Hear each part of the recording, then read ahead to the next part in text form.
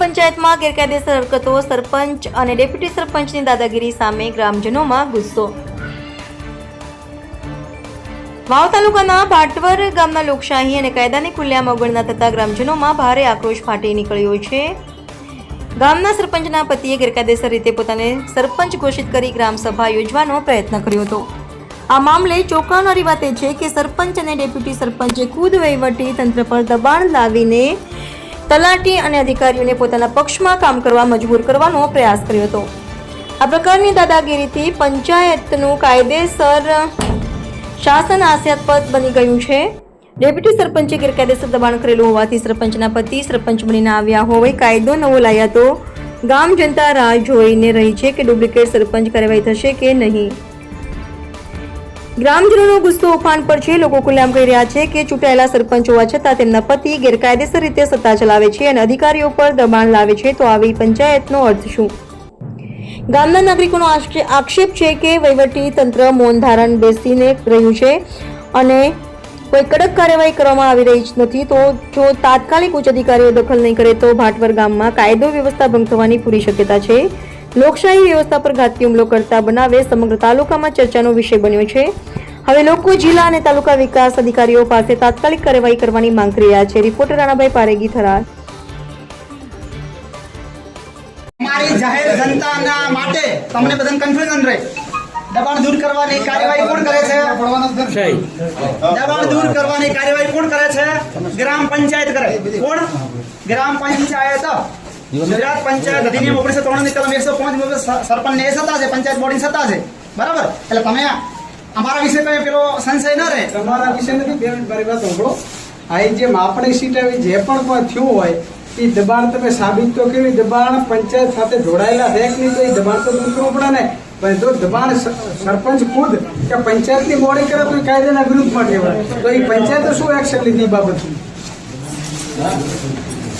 પંચાયતને કાર્યવાહી તો કરવી જ હોય ને। તો સરપંચ શ્રી આપણે આ બાબતે હવે શું કાર્યવાહી કરવાની થાય? કેમ કે દબાણદારો કોઈ પંચાયતના સભ્યો કે ચૂંટાયેલી બોડીમાં સભ્યો હોય એ દબાણ ન કરી શકે। એ જગ જાહેર છે અને કાયદાના દાયરામાં છે।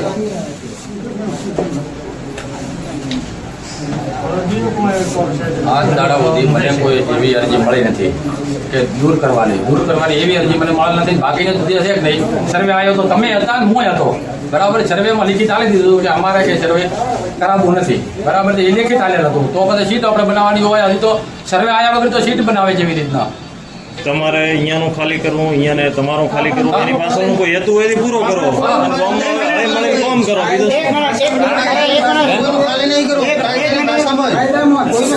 કાયદામાં શું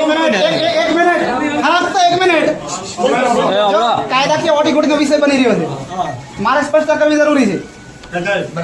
25/7/2000 અમે વાયરસ છો, અમે વાયરસ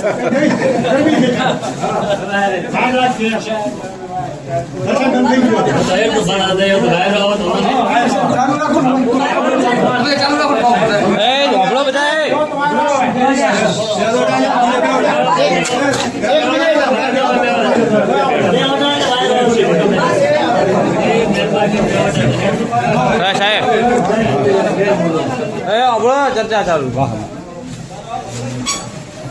મીટિંગ છે। એક જ મિનિટ। 25/7/2025 ના રોજ ડીએલઆરમાંથી સર્વે શ્રી પટેલ દ્વારા આવ્યા હતા ચૌધરી ભાઈ સર્વે શ્રી। એ વખતે પોલીસની રૂબરૂમાં તાલુકા પંચાયત કક્ષાએથી ટીડીઓ સાહેબે પોલીસને આદેશ કર્યો। પોલીસના નિગરાની હેઠળ સરપંચ શ્રી હાજર હતા, હું પોતે હાજર હતો અને પ્રજાપતિ દશરથભાઈ રવાભાઈ અને એનો પરિવાર બધું હાજર હતો અને સર્વે માપણી થઈ। એમાં પ્રજાપતિ દશરથભાઈ પણ સહી કરીને તમે આપી। સર્વે તો થયું, તમે વધારની રજૂ કરી પણ સર્વે તો થયું ને? હા, તમે એક અરજી આપી દો, સર્વે થયું નહીં, માપણી છે મોટી બની સાહેબ અરજી આપી દો, મને મત અરજી આપો, ત્યારે ડીએલઆર ને આપો, બરાબર? ડીએલઆરમાં તમે અરજી આપી દો કે તમારી જે રજૂઆત હોય હું નથી કહેતો, હું તો એવું કહું છું કે મારી નિગરાનીમાં સર્વે થયું છે। કેમ કે અમે પંચમાં તમે સહી કરી મેં કરીને આપણે કરી કે નહીં તારે કીધું તો કીધું આપણાથી એટલે ના ના ના એટલે ગરમી છે. તમારો અમારી સામે આક્ષેપ છે. ના કોઈ આક્ષેપ નથી બતાવવામાં આવે. સાહેબ તમે જે પંચનામામાં સહી કરી ખોટી કરી છે મેં પંચનામામાં સહી સાચી જ કરી હા તો બરાબર અમારી રૂબરૂમાં મારી જોડે ઓડિયો વિડિયો એવિડન્સ છે. સાહેબ તમે સર્વે કરાવ્યું એ શાનું સર્વે